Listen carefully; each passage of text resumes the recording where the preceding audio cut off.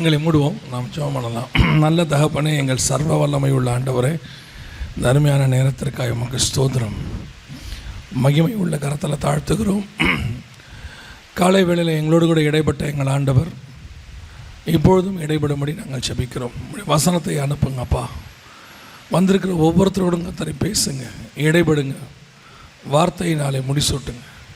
நாங்கள் திரும்பி போகும்போது வசனத்தை பெற்றுக்கொண்டவர்களாய் திரும்பி போக கிருபை பாராட்டும், ஆசீர்வதியும். இயேசுவின் நாமத்தில் பிதாவே, அல்லேலூயா. ஆதியாகமத்தின் புஸ்தகம் 26ஆம் அதிகாரம் 2-3 வசனம்.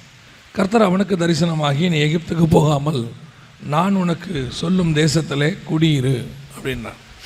இந்த வசனத்தில் தான் நாம் இன்றைக்கி பார்க்க போகிறோம். கர்த்தர் ஈசாக்குக்கு ஒரு வாக்குத்தத்தம் பண்ணுகிறார். என்ன வாக்குத்தத்தம் பண்ணுறாருன்னா, இந்த தேசத்தில் வாசம் பண்ணு, நான் உன்னோடு கூட இருந்து உன்னை ஆசீர்வதிப்பேன், உனக்கும் உன் சந்ததிக்கும் இந்த தேசங்கள் யாவையும் தந்து உன் தகப்பனாகிய ஆபிரகாமுக்கு நான் இட்ட ஆணையை நிறைவேற்றுவேன் என்றார். கவனிங்கள், ஆண்டவர் சில வாக்குத்தத்தங்களை நமக்கு வாக்கு பண்ணுகிறார். அந்த வாக்குத்தத்தங்கள் தான் நம்மை தொடர்ந்து நடத்துகிறது. பல நேரங்களிலே நாம் பிரச்சனைகள் இருக்கும்போது, போராட்டத்தில் இருக்கும்போது சில வாக்குத்தத்தங்களை கர்த்தர் நமக்கு தருகிறார். அந்த வாக்குத்தத்தை பிடிச்சிக்கிட்டு தான் நம்ம ஓடுறோம். இல்லைன்னா நமக்கு பலன் இருக்காது. நம்மை பொறுத்த வரைக்கும் ஆவிக்குரியவர்களுக்கு வசனம்தான் பலன். அந்த வசனம் தான் நம்மளை கடைசி வரைக்கும் ஓட வைக்கிது. அப்போ அந்தந்த சூழ்நிலைக்கு ஏற்ற மாதிரி ஒவ்வொருத்தருக்கும் கர்த்தர் ஒரு வாக்குத்தத்தம் தருகிறார். இந்த பைபிளில் இருக்கிற எல்லா வாக்குத்தத்தமும் நமக்கு உடையது. எப்போ வேணாலும் எதை வேணாலும் நம்ம சுதந்திரிக்கலாம். எனது அத்தனையும் கிறிஸ்து இயேசுவுக்குள்ளாக நமக்கு ஆமென்றும் ஆமென் என்றும் நிறைவேறுகிறது. அப்படி இருக்கும்போது அந்த வாக்குத்தத்தத்தை சுதந்திரிப்பதற்கு சில கட்டளைகளையும் கர்த்தர் வச்சிருக்கிறார். கட்டளைகள் இல்லாமல் வாக்குத்தத்தம் இல்லை. புதிய ஏற்பாட்டில் கிருபையின் காலம் அப்படின்னு சொல்லி, இந்த கிருபையின் காலத்தில் உங்களுக்கு எந்த கட்டளையும் கிடையாது, ஆண்டவர் உங்களை எப்படி இருந்தாலும் ஆசீர்வதிப்பார் அப்படின்னு ஒரு கூட்டம் சொல்லுது. உங்களை நீங்கள் எதுவுமே செய்ய வேணாம், ஒன்றுமே பண்ண வேணாம் அப்படின்னு. நல்லா கவனிச்சுக்கொள்ளுங்க, ஆண்டவர் எல்லா வாக்கு தத்தங்களையும் நமக்கு தந்திருக்கிறார். ஆனால் அத்தனைக்கும் பின்னாடி நம்மக்கிட்ட ஆண்டவர் சில காரியங்களை எதிர்பார்ப்பார். அந்த காரியங்களை செய்தால் ஆண்டவர் நமக்கு தருவார். இப்போ பழைய ஏற்பாட்டில் நீங்கள் எடுத்துக்கிட்டிங்கன்னா, இந்த தேசத்தில் வாசம் பண்ணு, இதை நான் உனக்கு தருவேன், நான் காண்பிக்கும் தேசத்துக்கு போ, நான் உன்னை பெரிய ஜாதியாய் மாற்றுவேன். இப்படி ஆண்டவர் ஒவ்வொருத்தருக்கும் ஒவ்வொன்றும் சொல்லிக்கிட்டே தான் வருவார். புதிய ஏற்பாட்டிலையும் அப்படி தான், நான் சொல்லுகிற வரைக்கும் இப்போ எருசலேமில் தங்கி இருங்க, அப்பொழுது பரிசுத்த ஆவி உங்களிடத்துல வருவார். அப்போ அந்த போய் ஆண்டவர் சொல்கிறபடி செஞ்சால் தான் பரிசுத்த ஆவி வருவார். ஸோ அந்த மாதிரி ஒவ்வொரு விஷயத்துலையும் கர்த்தர் சொல்கிறார். இப்போ போய் பவுலுக்கிட்ட சொல்வார், நீ போய் அந்த வீட்டிலே காத்து கொண்டிரு, உனக்கு செய்ய வேண்டியது அங்கேயே சொல்லப்படும். இப்போ ஒவ்வொருத்துக்கு பின்னாடி இதே மாதிரி தான் உங்களுக்கும் எனக்கும் ஒவ்வொரு வாக்குத்தத்தத்துக்கும் பின்னாடியும் கர்த்தர் சில கட்டளைகளை வச்சிருக்கிறார். அந்த கட்டளைகளை நீங்கள் நிறைவேற்ற வேண்டுமானால், அந்த வாக்குத்தத்தம் உங்களுக்கு நிறைவேற வேண்டுமானால் அந்த கட்டளைகளை நீங்கள் செய்ய வேண்டும். அது செய்யாமல் நடக்காது. எதுவுமே பண்ண மாட்டேன், எல்லாமே நடக்கும் அப்படின்னா நடக்காது. நீங்கள் சும்மா இருப்பீர்கள், நான் யுத்தம் பண்ணுவேன் அப்படின்னா நீங்கள் சும்மா இருக்கணும்னு அர்த்தம். சும்மா இருக்கிறது ரொம்ப சாதாரணமான விஷயம் இல்லை. நீங்கள் எதுவும் பண்ணாமல் இருக்கணும்னு அர்த்தம். நாம் சும்மாவே இருக்க மாட்டோம், ஏதாவது பண்ணுவோம். கர்த்தர் செய்ய சொல்கிற காரியத்தை செய்யணும். சும்மா இருக்குன்னு சொல்லும்போது சும்மா இருக்கணும். ஆண்டவர் சொல்கிற காரியங்கள் நிறைவேற வேண்டுமானால், இப்போ இந்த ஈசாக்குக்கு ஆண்டவர் சொல்கிறார், இந்த தேசத்தை நான் உனக்கு தருவேன். இது ஒரு நல்ல வாக்குத்தத்தம், நம்ம சுதந்திரிக்கணும். இதெல்லாம் நமக்கும் ஆண்டவர் தரார். ஆனால் இதை சுதந்திரிப்பதற்கு ஈசாக்குக்கிட்ட ஆண்டவர் சில காரியங்களை சொல்லுகிறார். அதை தான் நம்ம இன்றைக்கி பார்க்க போகிறோம். வாசிங்கள், 26ஆம் அதிகாரத்தில் 1வது வசனத்தை வாசிங்கள். ஆதியாகமம் 26:1 வாசிங்கள். ஆதியாகமம் 26:1 வாசிங்க. ஆபிரகாமின் நாட்களில் உண்டான பஞ்சத்தை அல்லாமல் பின்னும் ஒரு பஞ்சம் தேசத்தில் உண்டாயிற்று. அப்பொழுது ஈசாக்கு பெலிஸ்தருக்கு ராஜாவாகிய அபிமெலேக்கினிடத்தில் கேராருக்கு போனான்.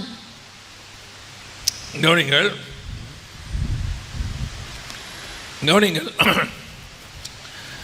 இந்த தேசத்தை சுதந்திரிப்பேன், இந்த தேசத்தில் நீ இருப்ப, இதில் வாசம் பண்ணு எல்லாம் சொல்கிற ஆண்டவர், நான் உனக்கு சொன்ன கட்டளைகள் எல்லாம் நிறைவேற்றுவேன், உங்கள் அப்பாவுக்கு கொடுத்த ஆணையை நிறைவேற்றுவேன் எல்லாம் சொல்கிறாரு. ஆனால் அதற்கு ஆண்டவர் சொல்லக்கூடிய ஒரே ஒரு கட்டளை, இந்த தேசத்தில் நீ வாசம் பண்ணு. குறிப்பாக சொல்கிறார், நீ எகிப்துக்கு போகாமல், 2வது வசனம், எகிப்துக்கு போகாமல் நான் உனக்கும் சொல்லும் தேசத்தில் குடியிரு, இந்த தேசத்தில் வாசம் பண்ணு. அப்போ அந்த கட்டளையை அவன் சுதந்திரிக்கணும்னா, கர்த்தர் சொன்ன அந்த வாக்கு தத்தத்தை சுதந்திரிக்கணும்னா அந்த கட்டளையை அவன் செய்யணும், அந்த தேசத்தில் அவன் குடி இருக்கணும். ஆனால் கர்த்தர் சொல்கிற தேசம் எப்படி இருக்குன்னு பாருங்கள். 1வது வசனம் சொல்லுது, ஆபிரகாமின் நாட்களில் உண்டான பஞ்சத்தை அல்லாமல் வேறொரு பஞ்சம் தேசத்தில் உண்டாயிற்று. கர்த்தர் சொல்கிற இடம், கர்த்தர் தான் சொல்கிறாரு இங்கேயே நீ குடியிருன்னு, இதை தருவேன்னு வேற சொல்கிறாரு. ஆனால் வசனம் சொல்லுது என்ன உண்டாயிற்று? பஞ்சம் உண்டாயிற்று. நாம் பல நேரத்தில் என்ன நினைக்கிறோம், கர்த்தர் வாக்குத்தத்தம் பண்ணால் எல்லாமே சுமூகமாக நடக்கும், எல்லாமே ஓப்பன் டோராக தான் இருக்கும் அப்படின்னு அர்த்தம் இல்லை. எல்லாமே ஓப்பன் டோராக இருக்கும், சுமூகமாக இருக்கும். அதே நேரத்தில் சில காரியங்களை கர்த்தர் அனுமதிக்கிறார். அந்த அனுமதியை நீங்கள் கடந்து தான் வரணும். முதல் தடவை எகிப்திலிருந்து கானானுக்கு, மீதியான் தேசத்துக்கு மோசே புறப்பட்டு போனார். அவர் புறப்பட்டு போகும்போது இல்லாத பிரச்சனை 2வது முறை புறப்பட்டு போகும்போது ஜனங்களை எல்லாம் கூட்டிகிட்டு போகிறார். முதல் தடவை பார்வோனால் விரட்டப்பட்ட போது மீதியான் தேசத்தில் போய் 40 வருஷம் குடியிருக்கிறார். முதல் தடவை போகும்போது மோசேக்கு எந்த பிரச்சனையும் இல்லை. 2வது தடவை போக சொல்கிறார், இதே ஜனங்களை கூட்டிகிட்டு கானானுக்கு போன்றார். போகும்போது எவ்வளோ பிரச்சனை பாருங்கள். செங்கடல் வருது, எகிப்தியர் துரத்துறாங்க, அதுக்கு பிறகு கசப்பு வருது, மாராவி நீர் கசப்பாக இருக்குது, வெயில் வருது, எல்லாம் இருக்குது, எல்லா பிரச்சனையும் வருது. கர்த்தர் தான் வாக்கு பண்ணார், போன்னு சொல்கிறார். நீங்கள் என்ன நினைக்கிறீங்க, கர்த்தர் எனக்கு வாக்கு பண்ணார், ஏன் எனக்கு இவ்வளோ பிரச்சனை வருது அப்படின்னா, அவைகளுக்கு நடுவில் நீ கடந்து போய் சுதந்திரிக்க வேண்டும் என்பதுதான் கர்த்தருடைய திட்டம். கர்த்தர் சொன்னால் எல்லாமே கரெக்டாக இருக்கும், ஆனால் கூட இதுவும் வரும். இப்போ அந்த வசனத்தில் ரொம்ப ஸ்பெஷாலிட்டி என்ன தெரியுமா, அந்த 1வது வசனத்தில் கர்த்தர் சொல்லும் போது அழகாக மென்ஷன் பண்ணுற வார்த்தையை பாருங்கள். ஆபிரகாமின் நாட்களில் உண்டான பஞ்சத்தை அல்லாமல். ஏன் திடீர்னு ஆபிரகாமுடைய பஞ்சத்தை ஞாபகப்படுத்துகிறாரு? ஆபிரகாமுக்கும் இதே மாதிரி ஒரு பஞ்சம் வந்துச்சு, ஈசாக்குடைய அப்பாவுக்கும் இதே மாதிரி ஒரு பஞ்சம் வந்துச்சு. ஆனால் அவர் என்ன பண்ணார் தெரியுமா, அவர் நேராக எகிப்துக்கு போயிட்டார், தென் திசைக்கு போயிட்டார். எகிப்துக்கு போய் பார்வோன்கிட்ட போய் இது என் தங்கச்சின்னு சொல்லி சாராள, அதற்கு பிறகு புறப்பட்டு வந்தார். ஆனால் அதனால் வந்த விளைவு என்ன, பஞ்சம் வருது. அந்த தேசத்தில் கர்த்தர் வாக்குத்தத்தம் பண்ண தேசம் கானான் தேசம், அங்கே தான் இருக்கிறார். திடீர்னு பஞ்சம் வந்த உடனே புறப்பட்டு நேராக எகிப்துக்கு போயிட்டார். அங்கே போயிட்டு ரிட்டர்ன் ஆகும்போது தான் அவருக்கு ஆகார் கூட வராங்க. ஏன்னா பார்வோன் வேலைக்காரர்களையும் வேலைக்காரிகளையும் கொடுத்தான்னு இருக்கு. அப்போ தான் ஆகார் கூட வராங்க. ஆகார் வந்தாங்க. 16ஆம் அதிகாரத்தில் ஆகார் இஸ்மவேலை பெற்றெடுக்கிறாங்க. இஸ்மவேல் துஷ்ட மனுஷனாக இருப்பான் என்று வசனம் சொல்லுகிறது. கடைசி வரைக்கும், இன்னைய வரைக்கும் இஸ்ரவேலுக்கு துஷ்ட மனுஷனாக, ஆபத்தாக இஸ்மவேல் இருக்கிறான். அதைத்தான் உங்களுக்கு சொல்கிறேன். பஞ்சம் வரும்போது அதில் ஒரு லூப் லைன் தேடக்கூடாது. இதிலேருந்து விடுதலை ஆகிறதுக்கு என்ன பண்ணணும் அப்படின்னு சில நேரத்தில் நம்ம அறிவை யூஸ் பண்ணுவோம். இப்போது நகோமி நம்ம எல்லாருக்கும் தெரிஞ்ச ஒரு விஷயம், ரூத் புஸ்தகத்தில் இருக்குது. இப்போ அவங்களுக்கு பஞ்சம் வந்துச்சு, உடனே கிளம்பி மோவாபுக்கு போயிட்டாங்க. மோவாபுக்கு போய் அங்கே தங்கி தன்னுடைய 2 பிள்ளைகள், கணவன் எல்லாத்தையும் இழந்துட்டாங்க. இப்போ அவங்க பெத்லகேமிலே கர்த்தர் போஷிக்கிறார் என்று சொல்லி திருப்பி மோவாபை விட்டு பெத்லகேமுக்கு வராங்க. இதோட அர்த்தம் என்ன, எங்கே ஆசீர்வாதம் இருக்குதோ அங்கே போகிறது, எங்கே பிரச்சனை இருக்குதோ அங்கேருந்து விலகணும்னு நினைக்கிறது, அந்த இடத்த விட்டு ஓடிடணும்னு நினைக்கிறது. ஆனால் ஆண்டவர் சொல்கிறாரு, நான் உன்னை சொன்ன இடத்துல குடியிரு. நான் உன்னை சொன்னேன்னா அங்கே பஞ்சம் வந்தாலும் நீ அங்கே இரு, நான் உன்னை அங்கே ஆசீர்வதிக்க வல்லமை உள்ள தேவனாக இருக்கிறேன். இந்த ஊழியத்தின் பாதையாக இருக்கட்டும், ஆவிக்குரிய வாழ்க்கையாக இருக்கட்டும், பிரச்சனை இல்லாமல் ஆசீர்வாதத்தை பெற்றுக்கொண்டவங்க கிடையாது. நிறைய பேர் இன்றைக்கி கடைசி காலத்தில் உனக்கு பிரச்சனையே இல்லை, பிரச்சனையே இல்லைங்கிறாங்க. அப்படி ஒரு வாழ்க்கை கிடையவே கிடையாது. ஏற்ற தாழ்வுகள் உண்டு, மேடு பள்ளங்கள் உண்டு, எல்லாம் உண்டு. இடுக்கனான வாசல் வழி தான் பிரவேசிக்கணும்னு பைபிள் சொல்லுது. சிலுவையை எடுத்துக்கொண்டு தான் பின்னாடி போகணும்னு வசனம் சொல்லுது. ஆனால் இன்றைக்கி என்ன வருது, ஒரு பெரிய மூத்த ஊழியர் ஒரு முறை டிவியில் விதமாக பிரசங்கம் பண்ணார்.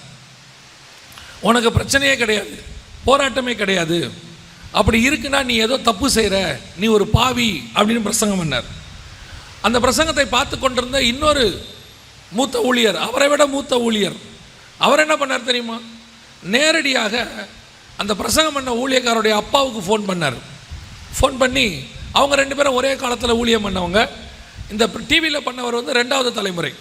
அப்போ இவர் நேரடியாக அவருக்கு ஃபோன் பண்ணி அந்த மூத்த ஊழியருக்கு, ஏன்பா என்ன உன் பையன் டிவியில் பிரச்சனையே இல்லை, போராட்டமே இல்லைங்கிறான், நிஜம்தானா, அப்படி தான் இருக்குமா ஊழியம் அப்படின்னு கேட்டாராம்.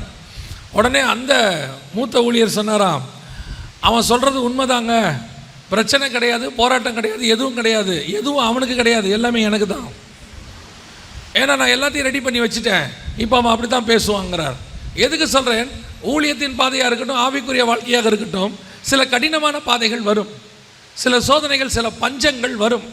அந்த பஞ்சத்தில் கூட கர்த்தர் சொல்கிறாரு, நீ இங்கேயே தங்கியிரு. அந்த பஞ்சம் உன்னை ஒரு நாளும் கொல்லாது, அதை மட்டும் நல்லா தெரிஞ்சுக்கொள்ளுங்க. கர்த்தர் உனக்கு அனுமதி கொடுத்துருக்கிற பஞ்சம், கர்த்தர் உனக்கு அனுமதி கொடுத்துருக்கிற வனாந்திரம் ஒரு நாளும் கொல்லாது.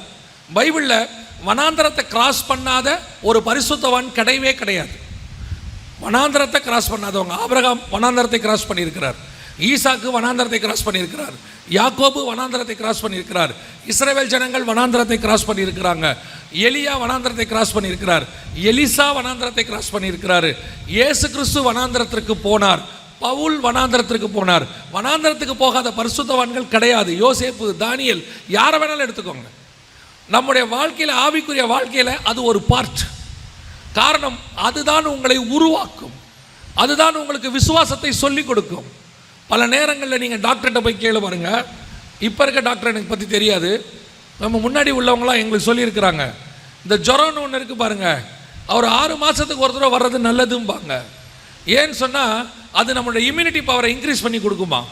சளி பிடிக்கிறது நல்லதும்பாங்க வருஷத்துக்கு ஒரு தடவை. காரணம், நம்ம உடம்புல இருக்கிற எல்லா நீரையும் அது வெளியே கொண்டு வந்துடுமா. சில நேரங்களில் ஐயோ நம்மளாம் இப்போ உடனே சளி பிடிச்ச உடனே சிட்ரிசனை உடனே போடும், அப்படியே மறுநாள் காலையில் நமக்கு எல்லாம் என்ன ஆயிடணும், அரெஸ்ட் ஆயிடணும். காலையில் எழுந்திருக்கும் போது அப்படியே அரெஸ்ட் ஆகி 40 வருஷம் கழிச்சு மண்டை அரெஸ்ட் ஆகிடுது. ஏன் அரெஸ்ட் ஆச்சு, போனால் மண்டை ஃபுல்லாக சைனஸ். ஏன், என்ன காரணம், அவ்வப்போது கர்த்தர் வெளியேற்றுறதுக்கு அனுமதி கொடுக்கறதில்ல. பிரச்சனை வரக்கூடாது, இந்த சளி இருக்குதே இதுக்கு பேசாமல் செத்து போயிடலாமா, சளி பிடிக்கிறதுக்கெல்லாம் அதுக்கே தாங்க முடியல. உண்மைதான், ஆனால் அது உனக்கு நல்லது, கர்த்தர் அனுமதிச்சிருக்கிறாரு. அதே மாதிரி தான் ஆவிக்குரிய வாழ்க்கையிலையும் அப்பப்போ கொஞ்சம் பிரச்சனை, சளி பிடிக்கும், அப்பப்போ கொஞ்சம் தலைவலி வரும், அப்பப்போ கொஞ்சம் போராட்டம் வரும். சில ஆட்களை கர்த்தர் எழுப்பி விடுவார். சிலர் வந்து அதெல்லாம் எதுக்கு, உன்னை உருவாக்குவதற்கு. வனாந்திரம் ஒரு நாளும் ஒருத்தரையும் கொல்லாது. யோசிச்சு பாருங்க, வனாந்திரத்தில் இஸ்ரவேல் ஜனங்க போனாங்க, என்ன அவங்களுக்கு தீங்கு வந்துருச்சு நீங்கள் நினைக்கிறீங்க? அவங்க வனாந்திரத்தில் போனதுனால தான் மன்னாவை பார்த்தாங்க, வனாந்திரத்தில் போனதுனால கண்மலை தண்ணியை குடித்தாங்க, வனாந்திரத்தில் போனதுனால மேகஸ்தம்பம் அக்கினி ஸ்தம்பம் வந்துச்சு. வனாந்திரத்தில் போகும்போது கர்த்தர் அற்புத அடையாளங்களை செய்கிறார். வனாந்திரத்தில் போகும்போது கர்த்தர் உங்கள் கூட இருக்கிறார் என்பதை நீங்கள் உணர முடியும். பிரச்சனைக்கு நேரத்தில் வரும்போது கர்த்தர் கூடவே இருக்கிறாருங்கிறத நீங்கள் பார்ப்பீங்க. அதுவே பாலும் தேனும் ஓடுற தேசத்துக்குள்ளே போயிட்டாங்க, மண்ணா நின்றுச்சு, அக்னி ஸ்தம்பம் மேகஸ்தம்பம் நின்றுச்சு. இப்போ கர்த்தர் சொன்னார், நீ விதைச்சு நீயே சாப்பிடுன்னாரு. அப்போ வனாந்தரம் என்பது கர்த்தருடைய கரத்தை பார்ப்பதற்கு உதவி செய்கிறது. நாம் அந்த நேரத்தில் திடீர்னு எகிப்துக்கு போகணும்னு நினைக்கிறோம். ஆண்டவர் சொல்கிறாரு, நீ இங்கேயே தங்கிடு, இந்த இடத்துல இரு. உன்னை ஆசீர்வதிக்கணும்னு நான் முடிவு பண்ணிட்டேன்னா எகிப்தில் வச்சும் ஆசீர்வதிப்பேன், வனாந்திரத்தில் வச்சும் ஆசீர்வதிப்பேன், உன்னை பாபிலோனில் வச்சும் ஆசீர்வதிப்பேன், எருசலேமில் வச்சும் ஆசீர்வதிப்பேன். காரணம், இடமல்ல, ஆசீர்வதிக்கிறவர் நான் சொன்னால் அது ஆகும். கர்த்தர் அப்படி தான் உன்னை ஆசீர்வதிக்கிறார். எருசலேமில் ஆசீர்வாதத்தை தாவீதுக்கு கொடுத்த ஆண்டவர் பாபிலோனில் தானியேலுக்கு ஆசீர்வாதத்தை கட்டளையிடுகிறார். மேதிய பெர்ஷியா சாம்ராஜ்யத்தில் நெகேமியாவுக்கு ஆசீர்வாதத்தை கட்டளையிடுகிறார். பெர்ஷியா சாம்ராஜ்யத்தில் எஸ்தருக்கு ஆசீர்வாதத்தை கட்டளையிடுகிறார். கர்த்தர் எங்கேயும் உன்னை உயர்த்த வல்லமை உள்ளவராக இருக்கிறார். உன்னை சில நேரத்தில் கானான் தேசத்தில் அடித்து போட்டால் கூட எகிப்தில் பிரதமராக்கி விட்டுருவார் ஆண்டவர். ஆனால் ஆண்டவர் சொல்கிற இடத்துல நீங்கள் இருக்கணும். கர்த்தர் சொல்கிற இடத்துல உடனே சில நேரத்தில் பிரச்சனை வந்த உடனே இந்த இடத்த விட்டு போயிடலாமா, வெளிநாட்டுக்கு போயிடலாமா, என்னமோ வெளிநாட்டில் அப்படியே டாலர் கொட்டி கிடக்கிற மாதிரி உடனடியாக பேசாமல் சவுதிக்கு போயிடலான்னு இருக்கிறேன். போனவன் தான் கேட்கணும், அங்கே போனவனை கேட்கணும். சில நேரத்தில் ஏஜென்ட் நம்மளை சொல்லிடுவார், சவுதிக்கு போகிற ஏஜென்ட், நீங்கள் போனீங்கன்னா ஒரே வருஷத்தில் கோடீஸ்வரன் ஆயிடலாம், முதல் 3 மாதத்தில் கடன் அடைச்சிடலாம், 2வது 3 மாதத்தில் சம்பாரிச்சிடலாம், 3வது 3 மாதத்தில் இடம் வாங்கிடலாம், 4வது 3 மாதத்தில் வீடு கட்டிடலாம், ஒரே வருஷம். நீங்கள் போனவனுக்கு ஃபோன் பண்ணி கேளுங்க, ஏன்பா சவுதி எப்படி இருக்குது, வராத, நானும் ஒட்டகமும் ஒன்றா காஞ்சிக்கிட்டு இருக்கிறோம். அங்கே போனால் தான் தெரியும். நமக்கு பல நேரத்தில் என்ன நினைக்கிறோம், மாப்பிள்ளை மலேசியாவில் இருக்கிறாரு. மலேசியாவில் எங்கே இருக்கிறாரு? அங்கே போய் பார்த்தா தான் அவர் கஷ்டம் தெரியும். இந்த விவரம் புரியாமல் இங்கேருந்து மலேசியாவில் இருக்கிறவருக்கு, சிங்கப்பூர் இருக்கிறவருக்கு ஃபோன் பண்ணி ஒரு 50,000 அனுப்பிவிடு. ஏன்னா அவர் அங்கே நோட்டு தானே அடிக்கிறார். நம்ம நினச்சிக்கிறோம் இங்கேருந்து அங்கே பார்த்தோன்னா நல்லா இருக்கும், எகிப்து சூப்பராக இருக்கும்னு. அங்கே போனால் தான் ஆகார் கூட வரும். ஆகார் கூட வந்துச்சு, கதை முடிஞ்சு. இன்னைக்கு நிறைய பேர் அப்படி போய் ஆகாரை கூட்டு வந்தவன் இருக்கிறான். ஆகார்னா நான் சொல்கிறேன், ஆகார் வேற, ஆவிக்குரிய ஆகார். நீங்கள் முடிவு பண்ணிடாதீங்க ஓ போனால் ஆகார் கிடைக்கும் போல, அதல்ல. ஆவிக்குரிய ஆகார் துஷ்ட மனுஷன், உபத்திரவம், அது வேற. அது கடைசி வரைக்கும் பிரச்சனை. பாருங்க, கர்த்தர் சொல்றார் ஈசாக்க, உங்க அப்பா போன மாதிரி நீ போயிடாதேங்கிறார். அதான் அந்த வசனத்துக்கு என்ன அர்த்தம் தெரியுமா? ஆபிரகாமின் நாட்களில் உண்டான பஞ்சத்தை அல்லாமல் வேறொரு பஞ்சம் உண்டாயிட்டு சொல்லிட்டு நீ எகிப்துக்கு போகாமல்னு ஏன் ஆரம்பிக்கிறார்னா, உங்க அப்பா போன மாதிரி நீ போயிடாத, நான் உனக்கு வேற வச்சிருக்கிறேன். உன் அழைப்பு வேற, உனக்கு கொடுக்கப்பட்ட வாக்கு தத்தம் வேற. அவங்க சுதந்திரிச்ச மெத்தட் வேறையா இருக்கும், உங்க அப்பா சுதந்திரிச்சது. ஆனா உனக்கு நான் கொடுக்குற மெத்தட் வேற. ஈசாக்க பார்த்து கர்த்தர் சொல்றாரு, நான் உனக்கும் சொல்லும் தேசத்தில் குடியிரு. பஞ்சம் வந்துச்சுங்க, வந்துச்சா உண்மைதான். இப்போ நான் சொல்ற தேசத்தில் நீ குடியிரு. என்ன நடக்குதுன்னு பாரு. 26ஆம் அதிகாரம் 12வது வசனத்தை வாசிங்கள். ஈசாக்கு அந்த தேசத்தில் விதை விதைத்தான். கர்த்தர் அவனை ஆசீர்வதித்ததனால், நல்லா கவனிங்க, ரொம்ப பர்டிகுலர் வேர்டு ஒன்று இருக்கு அதுல. கர்த்தர் அவனை ஆசீர்வதித்ததனால் அந்த வருஷத்தில், எப்படி அந்த வருஷத்தில் 100 மடங்கு பலன் அடைந்தான். அந்த வருஷம் என்ன இருந்துச்சு? தேசத்துல பஞ்சம் இருந்துச்சு. ஈசாக்கு விதை விதைத்தான், அந்த வருஷத்தில் கர்த்தர் அவனை 100 மடங்கு ஆசீர்வதித்தார். அப்படின்னா என்ன அர்த்தம்? ஊருக்கே பஞ்சம், நீ விதை உன்னை ஆசீர்வதிக்கிறவர் நான். பஞ்சம் எல்லாருக்கும் பஞ்சம் தான்யா, பஞ்சம் ஒரு மாற்று கருத்தும் இல்லை. ஆனால் நான் சொல்ற தேசத்தில் நீ குடியிரு, நீ அங்கே இரு. பஞ்சத்துக்கு நடுவில் உன்னை எப்படி ஆசீர்வதிக்கணும்னு எனக்கு தெரியும். நான் உன்னை ஆசீர்வதிப்பேன், நீ ஓடாத. அந்த இடத்த தேடி ஓடுறது இந்த சிலர் முடிவெடுக்கிறா, பேசாம இதை விட்டுட்டு அங்கே போயிடலாமா, இதை விட்டுட்டு இங்கே போயிடலாமா. எங்கேயும் போகாது, கர்த்தர் சொல்லுகிற இடத்தில் குடியிரு. இந்த கர்த்தர் சொல்ற இடங்கிறது ரொம்ப இம்பார்ட்டன்ட். கர்த்தர் ஒரு இடத்த உனக்குன்னு குறிச்சு வச்சிருப்பாரு. அந்த பர்டிகுலர் பிளேஸ் அங்கே இருந்தால் தான் ஆசீர்வாதம். ஊழியத்தின் பாதையாக கூட இருக்கட்டும், கர்த்தர் உனக்கு சொன்ன இடத்துல நீ ஊழியம் பண்ணு. நீ ஒன்றுமே பண்ண வேண்டாம், ஊழியம் தானாய் வளரும். நீ கர்த்தர் சொல்லாத இடத்துல விதை கஷ்டப்பட்டு எவ்வளவு பண்ணாலும் உன்னுடைய பாடுகள் பிரயாசம் விருதாவாய் போகும். ஆண்டவர் ஈசாக்கை பலி கொடுக்க சொல்லி ஆபிரகாமை கூட்டிட்டு வர சொல்லிட்டார். ஆனால் ஆபிரகாம் கூட்டிட்டு வந்து எல்லா இடத்துலையும் பலி கொடுக்கல. அந்த 22ஆம் அதிகாரம் என்ன அழகாக சொல்லுது பாருங்க. அவன் கூட்டிட்டு வந்து கர்த்தர் தனக்கு குறித்த இடத்தில், அந்த வசனம் பாருங்க, 22ஆம் அதிகாரம் 9வது வசனம் வாங்க. 22:9 வாசிங்க. தேவன் அவனுக்கு சொல்லியிருந்த இடத்துக்கு வந்தார்கள். அங்கே ஆபிரகாம் ஒரு பலிபீடத்தை உண்டாக்கி, அவன் மலைக்கு வந்துட்டான், ஆனா கர்த்தர் சொன்ன இடத்துக்கு வந்து பலியிட்டான். கர்த்தர் சொன்ன இடத்துக்கு நீ வந்து பலியிட்டினா ஏற்கனவே உனக்கு ஒரு ஆடு அங்கே ரெடியா இருக்கும்னு அர்த்தம். வேற எந்த இடத்துக்கு ஆபிரகாம் போயிருந்தாலும் ஈசாக்குக்கு பதிலாக அங்கே ஆடு இருந்திருக்காது. ஏன்னா கர்த்தர் ஆடை ரெடி பண்ணி வச்சுட்டு தான் ஈசாக்கை கூட்டிட்டு வர சொல்லியிருக்கிறார். உன்னை ஒரு இடத்துல ஆண்டவர் இருக்க சொல்றாருன்னா உன் தேவைகளை எல்லாவற்றையும் அங்கே ரெடி பண்ணி வச்சுட்டு தான் கர்த்தர் அங்கே இருக்க சொல்றாரு. நம்ம நினச்சிக்கிறோம் என்னங்க இப்படி பஞ்சம், ஆண்டவர் ஏன் என்ன இந்த பஞ்சத்தில் இருக்க சொல்றாரு? நீ பஞ்சத்தின் நடுவில் இரு, உன் தேவைகளை எல்லாம் சந்திப்பதற்கு கர்த்தர் அங்கே எல்லாம் ரெடி பண்ணி வச்சிருக்கிறார். எல்லாரையும் நீங்கள் பார்க்காதீங்க. எல்லாருக்கும் ஆமாம், எல்லாருக்கும் கேஸ் விலை ஏறிடுச்சு, உங்களுக்கும் ஏறிடுச்சு, எனக்கும் ஏறிடுச்சு. ஆனால் உங்களை என்னையும் வாங்கும்படி கர்த்தர் அதை பலப்படுத்துவார். அல்லேலூயா. நமக்கு மட்டும் கேஸ் விலை குறையாது, பெட்ரோல் விலை உங்களுக்கு மட்டும் குறையாது. நீங்கள் பெட்ரோல் பங்குக்கு போய் நின்ன உடனே உங்கள் முகம் பரிசுத்தவானின் முகம் போல் இருக்கிறது. ஆகவே பெட்ரோல் உங்களுக்கு மாத்திரம் 80 ரூபாய்னு சொல்ல மாட்டான். பால் வாங்க போன உடனே வாங்க நீதிமானே உங்கள் பால் விலை உங்களுக்கு 50%, அதெல்லாம் சொல்ல மாட்டான். வேணா நமக்கு 2 ரூபா எக்ஸ்ட்ரா சொல்லுவான் மேபி. ஏன்னா நம்மளை பார்த்தாலே அவனுக்கு அப்படி தான் தெரியும். கர்த்தர் நம்ம கொடுத்த பெரிய கிருபை என்ன தெரியுமா? பாக்கெட்டில் பணம் இருக்கோ இல்லையோ, ஆனால் பார்த்தா நம்மளை பார்த்தா பணக்கார மாதிரியே இருக்கும். அது கர்த்தர் நமக்கு முகத்தில் வச்சிருக்கிற ஆவிக்குரிய சந்தோஷம். இப்போ நீங்கள் பாஸ்டரெல்லாம் பாருங்கள், அவரெல்லாம் கடன் கேட்டால் யாராவது கொடுப்பானா? அவர் எப்படி இருக்கார் பாருங்க. எனக்கு அவரை பார்க்கும் போதெல்லாம் சரியும் மனுஷன் எப்படி பலன்னு இருக்கிறார். நான் அவரை பார்க்கும் போதெல்லாம் யோசிப்பேன், இவரு நானெல்லாம் போய் யாருக்கிட்டையாவது கொஞ்சம் பிரச்சனையாக இருக்குது, ஒரு 1 லட்சம் ரூபா போங்க சார், சும்மா கிண்டல் பண்ணாதீங்க. ஏன்னா நம்மளை பார்க்கும் போதே கத்தர் எப்படி வச்சிருக்கிறாரு, ஆசீர்வாதமாக வச்சிருக்காரு. முகம் அப்படி பார்க்கறதுக்கு கத்தர் அப்படி வச்சிருக்கிறாரு நம்மளை.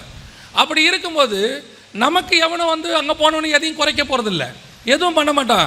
எல்லாரை விட அரிசி விலை நமக்கு 5 ரூபாய் ஜாஸ்தி, மற்றவங்கள விட வீட்டு வாடகை நமக்கு தான் ஜாஸ்தி. உங்களுக்கு நாங்கள் வெளிநாட்டிலேருந்து பணம் வருதுங்கிறான். ஏன்னா வெளிநாட்டுக்காரன் நமக்கு தான் நேராக எடுத்து அனுப்புமாரு. என்ன ஒருத்தர் ரொம்ப நாள் சொல்லிக்கிட்டே இருந்தார், உங்களுக்கு என்னங்க வெளிநாட்டிலேருந்து பணம் வருதுன்னாரு. ஆமான்னு. அப்படியா, எங்கேருந்து வருதுன்னாரு. வெளிநாட்டிலேருந்து வருது. மேலே ஒரு பேங்க் இருக்குது, பாஸ்வேர்டே இல்லாமல் வரும். ஆனால் என்ன, நம்ம நேரத்துக்கு அது வராது, அது நேரத்துக்கு நமக்கு வரும்.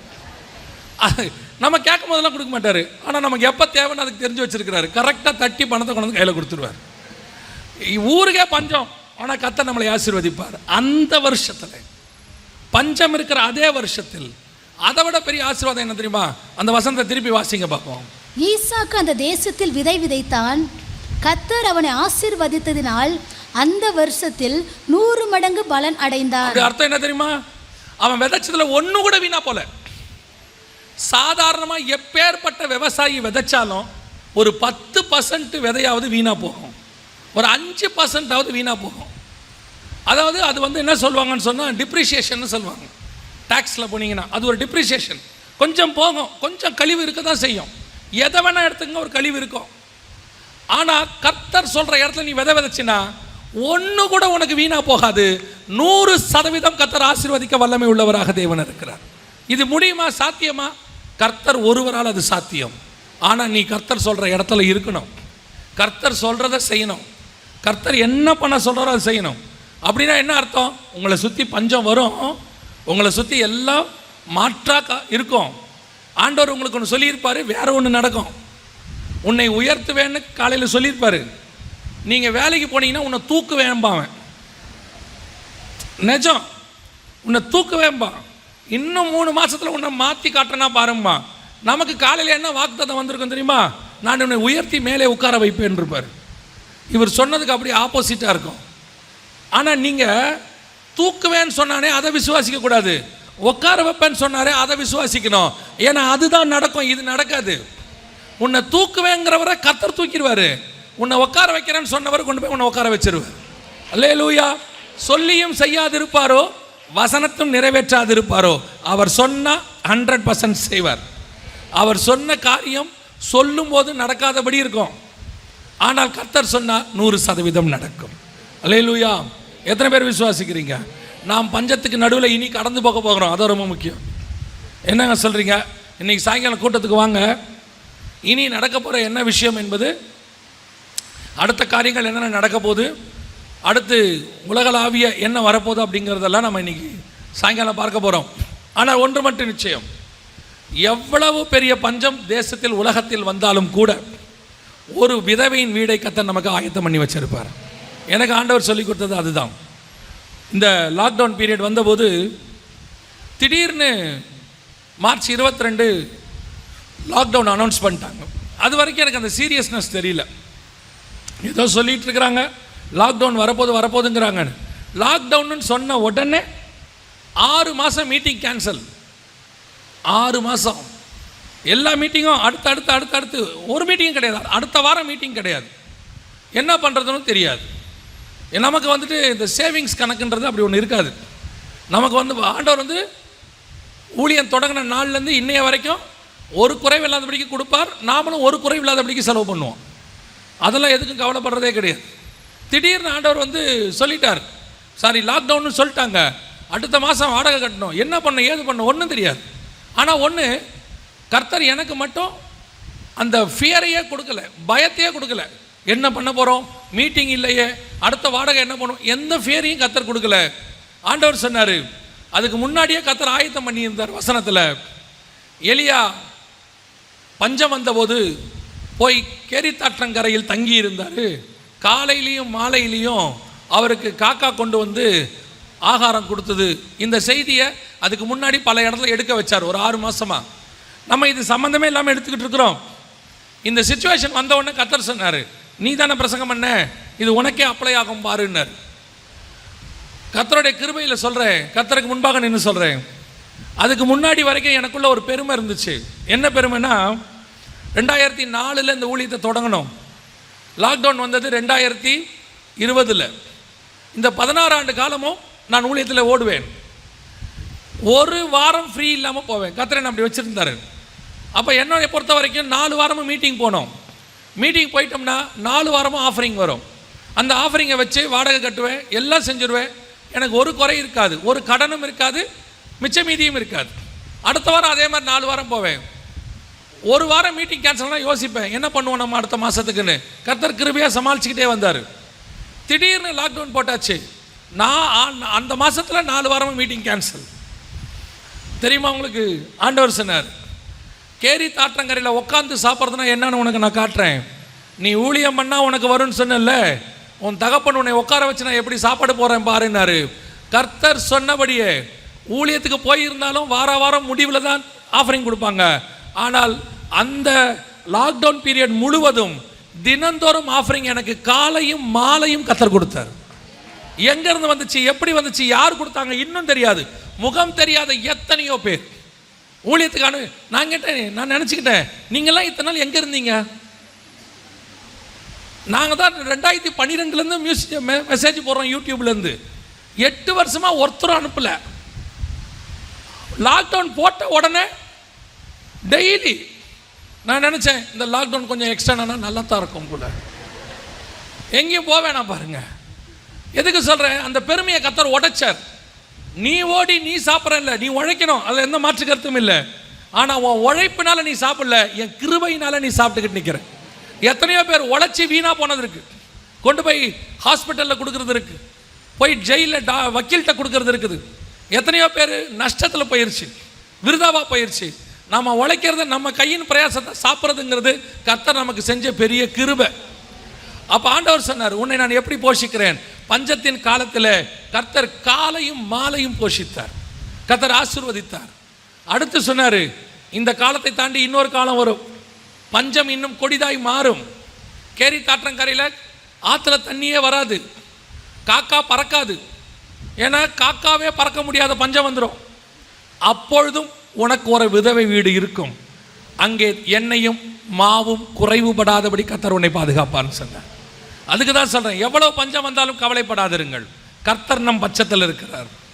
நம்ம ஏன் கவலைப்படணும்? நம்மளை அழைத்தவர் உண்மை உள்ளவர், கைவிடுறதுக்கு நம்மளை கூட்டிகிட்டே வரல ஆண்டவர். அல்லேலூயா. கர்த்தர் சொல்லுகிற இடத்தில் பஞ்சம் இருக்கும், ஆனால் நீ அங்கேயே குடியிரு, கர்த்தர் உன்னை 100 மடங்கு ஆசீர்வதிப்பார். அல்லேலூயா. 2வது வாசிங்கள், ஆதியாகமத்தின் புஸ்தகம் 26ஆம் அதிகாரம் 15வது வசனத்தை வாசிங்கள்.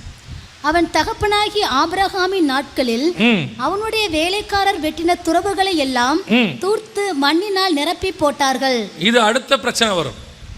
இப்போ இவர் கர்த்தர் சொல்ற தேசத்தில் தான் குடியிருக்கிறாரு. இப்போ என்ன நடக்குது அப்படின்னு கேட்டிங்கன்னா, இவர் விதை விதைக்கிறாரு, 100 மடங்கு பலன் வருது. இதை பார்த்து ஒரு கூட்டத்துக்கு பொறாமை. அந்த வசனம் என்ன சொல்லுது பாருங்க. அவனுக்கு ஆட்டு மந்தையும், 14வது வசனம், அவனுக்கு ஆட்டு மந்தையும் மாட்டு மந்தையும் அநேக பணிவிடைக்காரரும் இருந்தபடியினாலே பெலிஸ்தியர் அவன் மேல் பொறாமை கொண்டு அவன் தகப்பனாகிய ஆபிரகாம் நாட்களில் அவனுடைய வேலைக்காரர் வெட்டின துறவைகளை எல்லாம் தூர்த்து மண்ணினாலே நிரப்பி போட்டார்கள். உங்களை கர்த்தர் உயர்த்தும் போது நீங்கள் பஞ்சத்துக்கு நடுவில் உயர்த்தப்படுவீர்கள். நீங்கள் உயர்த்தப்படும் போது உங்களை சுற்றிலும் எல்லாம் சாதகமான ஆட்கள் இருக்க மாட்டா, உங்கள் மேலே பொறாமப்படுகிற ஒரு கூட்டம் ஒன்று இருக்கும். கர்த்தர் உயர்த்துவார் உங்களை, அவர் தான் தூக்கி மேலே உட்கார வைக்கிறாரு. ஆனால் அவனுக்கு நம்ம மேலே கோபம் வரும். இவன் மட்டும் என்ன மேலே போயிட்டே இருக்கிறான், இவனை மட்டும் என்ன எல்லாம் ஆசீர்வாதமாக இருக்குது, இவன் மட்டும் என்ன சந்தோஷமாகவே இருக்கிறான், இவன் சர்ச்சை மட்டும் ஏன் பெருகிக்கிட்டே இருக்குது. பொறாமை. நாம் வனாந்தரத்தில் கடந்து வந்தது அவனுக்கு தெரியாது, பஞ்சத்தில் விதை விதைச்சது அவனுக்கு தெரியாது. கர்த்தர் நம்மளை உருட்டி பெரட்டி தான் கொண்டாந்துருக்கிறார். உபத்திரவத்தில் நீங்கள் வரும்போது ஒருத்தனும் உங்கள் கூட இருக்கவே மாட்டான். கண்ணீரில் நீங்கள் வரும்போது ஒரு வயலில் உங்களோட இருக்க மாட்டான். நீங்களே தனியாக உருண்டு பிறண்டு கஷ்டப்பட்டு மேலே வந்து உக்காருவீங்க. அந்த நேரத்தில் உங்கள் மேலே ஒருத்தனுக்கு பொறாமை வரும் பாருங்க. திடீர்னு மேலே வந்துட்டாம்மா, நம்ம எங்கே திடீர்னு மேலே வந்தோம்? நம்ம உருண்டு பிறண்டு மேலே வர்றதுக்கு 15 வருஷம் இருக்கும். நம்ம மேலே ஒரு பொறாமை. அது யாருக்கு இருக்கும் தெரியுமா? கூட இருக்கிறவங்களுக்கு இருக்கும், மற்றவங்களுக்கு இல்லை. அதே தேசத்தில் குடியிருக்கிறவனுக்கு. கூடவே அவன் தான் சொன்னான், என் கூட நீ இருன்னா. அவனுக்கு இவன் மேலே பொறாமை. ஏன்? உன் ஆசீர்வாதத்தை கண்டு. ஆஃபீஸில் நீ போய் சேர போது ஆண்டவர் உன்னை உயர்த்துறதை பார்த்து, அல்லது உனக்கு கூட ஆண்டவர் இருக்கிறத பார்த்து மற்றவனுக்கு என்ன ஆகுது? பொறாமை வருது. உடனே என்ன பண்ணாங்களாம் தெரியுமா? அடுத்த வசனம் சொல்லுது, அவன் தகப்பனாகிய ஆபிரகாம் வெட்டின துறவுகளை எல்லாம் தூர்த்து போட்டார். பல நேரங்களில் நீங்கள் ஒரு விஷயத்தை ரொம்ப யோசிச்சிருப்பீங்க.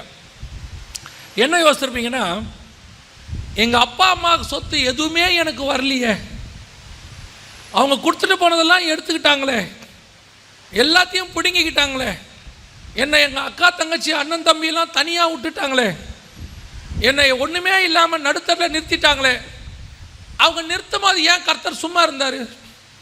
நான் சொல்கிறது உங்களுக்கு புரியுதா? அவங்க எல்லாம் அவங்கள தனியாக விரட்டி விட்ட போது இந்த கர்த்தர் சும்மாவே இருந்தார், பார்த்துக்கிட்டே இருந்தார். அபிமெலேக்குடைய ஆட்கள் வந்து மண்ணை தூக்கி போடுறான், துறவை மூடுறான், தூர்த்து போடுறான். தேவன் உடனே மேலேருந்து இறங்கி நிறுத்து, இதுக்கு மேலே கையை வச்சா கையை உடைப்பேன்லாம் சொல்லலை, மூடுறான்ட்டார். நீ பாட்டு மூடிட்டே வா, நீ மூட. பல நேரத்தில் உனக்கும் எனக்கும் விரோதமாய் அப்படித்தான் எழும்புவாங்க. நம்ம மேலே பொறாமை, நமக்கு ஒன்றுத்தையும் கொடுக்க மாட்டாங்க. நானும் என்னுடைய நண்பர்கள் ஒரு 2-3 பேரும் ஒரு நாள் உட்காந்து டிஸ்கஸ் பண்ணிக்கிட்டு இருந்தோம். எங்கள் 4 பேருக்கும் ஒரு ஒத்துமை இருந்துச்சு, 3 பேருக்கும். என்ன ஒத்துமைன்னா, ஒரு நாள் பேசிகிட்டு இருக்கும்போது பார்த்தோம், ஏன் நம்முடைய அப்பாக்கள்லாம் நமக்கு ஒன்றுமே வச்சுட்டு போகல? உட்காந்து யோசிக்கிறோம். அப்போ தான் யோசிக்கிறோம், யாருடைய அப்பாவும் யாருக்கும் ஒன்றும் கொடுத்துட்டு போகல. அதில் ஒரு நண்பன் சொன்னான், உங்களுக்காவது கொடுத்துட்டு போகல, எங்கள் அப்பா எனக்கு கடன் வச்சுட்டு போயிருக்கிறாரு. உங்களையாவது உங்கள் அப்பா சும்மா விட்டார், எங்கள் அப்பா என்ன பண்ணிட்டாரு? கடனோட விட்டுட்டு போயிட்டார். இப்படி பேசிகிட்டே இருக்கிறோம். நான் ரொம்ப யோசித்தேன், ஏன் நமக்கு மட்டும் ஒன்றும் கிடைக்கல? எங்கள் அம்மா வழி சைடில், எங்கள் அப்பா வழி சைடில் வர வேண்டிய எதுவும் எனக்கு வரல. எல்லாத்தையும் ஏமாற்றி எடுத்தாச்சு, இல்லை தூர்த்து போட்டாங்க, கொடுக்காம போயிட்டாங்க, ஏமாற்றி ஏதோ ஒன்று நடந்துருச்சு. ஆனால் ஒன்று ஏன் எனக்கு கிடைக்கல அப்படின்னு யோசித்த போது ஆண்டவர் சொன்னார், நான் தான் அந்த அனுமதி கொடுத்துருக்குறேன். ஏன்? அவன் வெட்டின துறவை நீ வச்சிருந்தா அது உங்கள் அப்பாவால் வந்த ஆசீர்வாதம்பா. இப்போ நீ துறவு வெட்டு, நான் உன்னை ஆசீர்வதிக்கிறேன், அப்போ தான் நான் உன்னை ஆசீர்வதிச்சேன்னு பைபிள் சொல்லும், உலகம் சொல்லும், உன்னை பார்க்குறவன் சொல்லுவான். அப்பாவோட ஆசீர்வாதம் வரக்கூடாதா? அப்படி அல்ல. அப்பா நீதிமானாக இருப்பார், பரிசுத்தவனாக இருப்பார், அவர் உண்மையாக உழைச்சிருப்பார், கிடைச்சிருக்கோம், அதெல்லாம் வேற விஷயம். ஆனால் ஒன்றும் இல்லாவிட்டாலும் கவலைப்படாதிருங்கள். உன்னை எல்லாத்தையும் எடுத்துகிட்டு விட்டுட்டானா கவலைப்படாதீங்க. ஒன்றும் கொடுக்க முடியாதுன்னு அக்கா தங்கச்சி அண்ணன் தம்பி சொல்கிறானா சந்தோஷப்படுங்க. எனக்கு ஒரு துறவை கத்தர் வெட்ட போகிறாரு, அது எனக்குன்னு வெட்டுற துறவு. அதை தூர்த்து போட யாராலையும் முடியாது, அது என்னுடைய துறவு. அப்படியே நிறைய பேர் நம்மளை பற்றி பல நேரங்களில் சொல்லும் போது என்ன, அவங்க அப்பா நிழலில் வந்தவருங்க, அவங்களுக்கு அவங்க அப்பா எல்லாத்தையும் வச்சுட்டு போயிட்டாரு, அவருக்கு என்ன கவலை? உண்மைதான். ஆனால் பஞ்சத்துக்கு நடுவில் எத்தனை அப்பா வச்சுட்டு போனதை பையன் நாசம் பண்ணிட்டான், எத்தனை அப்பா வச்சுட்டு போனதை பிள்ளைகள் நாசம் பண்ணிட்டு ஒன்றுமில்லாமல் பண்ணிட்டாங்க. ஆனால் கர்த்தர் நமக்கோ அதை இருக்கும்படி கிருபை பாராட்டினார். நான் உங்களுக்கு சொல்லுகிறேன், அப்படி ஒருவேளை உன் தாய் தகப்பன் வழியாக எதுவும் வராமல் போனாலும், இருந்ததை எல்லாம் எடுத்துக்கொண்டு விட்டாலும், ஒருவேளை உன் தாய் தகப்பன் உனக்கு வச்சுட்டு போனதை அவர்கள் உன்னை ஏமாற்றி கொண்டு போனாலும், கேஸு போட்டு வாங்கி விட்டாலும், உன்னை நடுத்தருவில் நிறுத்தி விட்டாலும் கவலைப்படாதிரு. உனக்கொன்று ஒரு துறவு உண்டு, அதை கர்த்தர் வெட்ட வைப்பாரு. அந்த துறவை தூர்த்து போட ஒருத்தனாலையும் முடியாது. அது கர்த்தர் உனக்கு கொடுத்த துறவு, அதுதான் நிரந்தர துறவு. கர்த்தர் நம்மளை ஆசீர்வதிக்கிற ஆசீர்வாதம் தாங்க பெரிய ஆசீர்வாதம். ஒரு விஷயத்தை பயனீர் பண்ணுறதுங்கிறது எவ்வளோ விஷயம், எவ்வளோ பெரிய விஷயம் தெரியுமா? அது உன்னை கொண்டு கர்த்தர் செய்வார். யோசிச்சு பாருங்க. இப்போது அப்பா கொடுத்ததெல்லாம் போச்சு, இனி ஈசாக்கை வந்து யாரும் எதுவும் சொல்ல முடியாது. அவங்க அப்பா செல்வ சீமானுங்க, கொடுத்துட்டு போயிட்டாரு, அவன் நல்லா இருக்கிறான். இல்லைப்பா, எங்கள் அப்பா கொடுத்ததெல்லாம் போச்சு, அதெல்லாம் முடிஞ்சிருச்சு, இப்போ நான் வெட்டுறேன் துறவு, நான் வெட்ட போகிறேன். அடுத்து வாசிங்க வசனம் 19வது வசனம் வாசிங்க. ஈசாக்குடைய வேலைக்காரர் பள்ளத்தாக்கிலே வெட்டி அங்கே சுரக்கும் நீரூற்றை கண்டார்கள். கேராரூர் மேய்ப்பர் இந்த தண்ணீர் தங்களுடையது என்று சொல்லி ஈசாக்குடைய மேய்ப்பருடனே வாக்குவாதம் பண்ணினார்கள். அவர்கள் தன்னோடைய வாக்குவாதம் பண்ணினபடியால் அந்த துறவுக்கு ஏசேக்கு என்று பெயரிட்டான். இது அடுத்த லெவல், உங்கள் ஆசீர்வாதத்தினுடைய அடுத்த லெவல். என்னங்க ஆசீர்வாதம் லெவலுங்கிறீங்க? இருக்கிற துறவை அவன் எடுத்துகிட்டு போயிட்டான் இருக்கு, நீங்கள் ஆசீர்வாதம் லெவலுங்கிறீங்களே. ஆமாம், சில நேரங்களில் நாம் கஷ்டப்பட்டு உழைச்சி கொண்டு வரும்போது அதை வேறு ஒருத்தர் தனக்கென்று சொந்தம் கொண்டாடுவார்கள். இது இப்போ ஆபிரகாமின் துறவுலாம் இல்லை, ஆபிரகாமின் துறவுலாம் கிடையாது. இது ஈசாக்கின் துறவு. அவன் தான் வெட்டினான், அவன் வேலைக்காரர் தான் வெட்டினாங்க, அதில் தண்ணி வந்துச்சு, கர்த்தர் தான் ஆசீர்வதிச்சார். அதையும் ஒரு சிலர் எடுத்துக்கொண்டார்கள், அதையும் ஒரு சிலர் வாக்குவாதம் பண்ணினார்கள். இதுதான் ஆசீர்வாதத்தின் லெவல். அடுத்த லெவலுக்கு போகும்போது உன் பிரச்சனையும் அடுத்த லெவலுக்கு போகும். இது எப்படி இருக்கும் தெரியுமா? இன்றைக்கி நாங்கள் ஊழியத்தின் பாதையில் இருக்கும்போது நிறைய ஃபோன்ஸ் வரும். அதில் ஒரு சிலர்லாம் கேட்கும்போது நமக்கே கோபமாக வரும். அவங்க கஷ்டப்பட்டு கொஞ்சம் வச்சுருக்கிறாங்க, அந்த கொஞ்சத்தையும் ஒரு சிலர் ஏமாற்றி எடுத்துகிட்டு போயிடுறாங்க. அவங்க ஏதோ சிறுக சிறுக கொஞ்சம் சேர்த்து வைக்கிறாங்க, அதையும் என்னதுன்னு எடுத்துகிட்டு போகிற ஒரு கூட்டம் இருக்குது. ஏமாற்றி கொண்டு போகிற கூட்டம், வாக்குவாதம் பண்ணுகிற கூட்டம். ஆனால் அதில் ஒரு பெரிய, எனக்கு இந்த இதை படிக்கும் போது எனக்கு ரொம்ப ஆச்சரியப்பட்ட ஒரு விஷயம் என்ன தெரியுமா? ஈசாக்கு இவ்வளோ வாக்குவாதம் பண்ணுறாங்க, விட்டு கொடுத்துட்டே போவான். எடுத்துக்கோங்க, போங்க போங்க, எடுத்துங்க, விட்டுட்டே இருப்பான். ஈசாக்கு விட்டது மாத்திரம் இல்லை, அதை விட பெரிய ஆசீர்வாதம் என்ன தெரியுமா? ஈசாக்குக்கு அமைந்த மனைவி இருக்குல்ல, அதுவும் ஒரு வார்த்தை அங்கே பேசிச்சுன்னு இருக்காது. இதுவே யோபியின் மனைவியாக இருந்தால் என்ன இருக்கும் யோசிச்சு பாருங்க. இவர் வெட்டுவாராம், அவங்க எடுத்துகிட்டு போவாங்களாம், இவர் வந்துடுவாராம். பிழைக்க தெரியாத மனுஷன், தேவனை தூஷித்து ஜீவனை விடும். பல நேரங்களில் கணவன் ஏமாற்றப்படும் போது மனைவிகள் சொல்கிற வார்த்தை இப்படி தான் இருக்குது: உங்களுக்கு பொறுப்பே இல்லைப்பா, உங்களுக்கு நீங்கள் சில நேரத்தில் அப்படி சொல்லுவாங்க, நீங்கள் என்ன இவ்வளோ ஏமாளியாக இருக்கிறீங்க. ஏமாளி அல்ல, சிலருக்கு இந்த வாக்குவாதம் பண்ணுறது பிடிக்காது. போட்டு வழக்காடி சண்டை போட்டு இவங்கிட்ட போய் போராடிக்கிட்டு 30 வருஷம் 20 வருஷம் சண்டை போட்டு என்னடா பண்ண போகிற, எடுத்து தானே போகிறேன், போய் தொலை. நான் சொல்கிறேன், விட்டு கொடுத்தவன் கெட்டு போனதாக சரித்திரமே கிடையாது. உங்கள்கிட்ட ஒருத்தன் வழக்காடுறானா பொறுமையாக இருங்க. நீங்கள் வழக்காடுனீங்கன்னா கர்த்தர் வழக்காட மாட்டார். நீங்கள் பொறுமையாக இருங்க, உங்களுக்காக கர்த்தர் வழக்காடுவார். அவர் வழக்காடினார்னா சூப்பராக ஆடுவார். அவர் ஆடுற ஆட்டம் நல்லா இருக்கும், உட்காந்து மட்டும் நீங்கள் பார்க்கணும். பல நேரங்களில் ஒரு சிலர் நாம் கொஞ்சம் தாழ்வாக இருக்கும்போது நம்மளை கொஞ்சம் பேசிடுவான், கொஞ்சம் ஓவராக பேசிடுவான், எடுத்துகிட்டு போயிடுவான், கொஞ்சம் ஏடகுடமாக பேசிடுவான். அந்த நேரத்தில் நீங்கள் எப்படி இருக்கணும் தெரியுமா? பொறுமையோடு இருக்கணும். அந்த நேரத்தில் மனைவிமார்கள் கணவனுக்கு ஆறுதலாக இருக்கணும். சில நேரத்தில் அந்த மனைவிமார்களுக்கிட்டையும் ஆண்டவர் சில கிருபைகளை கொடுத்துருக்கிறார். நான் எப்பவும் சொல்லுவேன், அது அவங்களுக்கு ஒரு பெரிய கிருபை ஒன்று இருக்குது. என்ன தெரியுமா? இந்த கணவன்மார்களில் குறிப்பாக ஆவிக்குரியவர்கள், அதுலேயும் குறிப்பாக ஊழியக்காரங்க, இவங்ககிட்ட ஒரு பழக்கம் இருக்குது. இவங்க இந்த புறாக்களை போல கபடற்றவர்களாக இருக்கணுன்ற வாசனத்தை நல்லா படிச்சுட்டாங்க. யார் ஒருத்தர் பைபிளை தூக்கிட்டு வந்தாலும் வாங்க காப்பி குடிக்கலான்னு வீட்டுக்கு கூப்பிட்டு வந்துடுவாங்க. உடனே கூப்பிட்டு வந்துடுவாங்க. கூட்டிகிட்டு வந்து ஏம்மா ஒரு காஃபி போடுமா அப்படின்ட்டுருவாங்க. அந்த உள்ளே இருக்கிற அம்மா இருக்குல்ல, அதை அப்படியே எட்டி பார்க்கணும். இப்படி கிச்சனில் இன்றைக்கி யாரை கூப்பிட்டு வந்தார் தெரியலையே, அப்படியே எட்டி பார்க்கணும். அப்படியே எட்டி பார்த்துட்டு எப்பா கொஞ்சம் உள்ளே வாங்க அப்படின்னுச்சுன்னா வந்தவன் ஃபெயில்னு அர்த்தம். நான் ஒரு கோட் வேர்டு கண்டுபிடிச்சி வச்சுருக்கேன். நிஜம், நான் சொல்கிறது நிஜம்.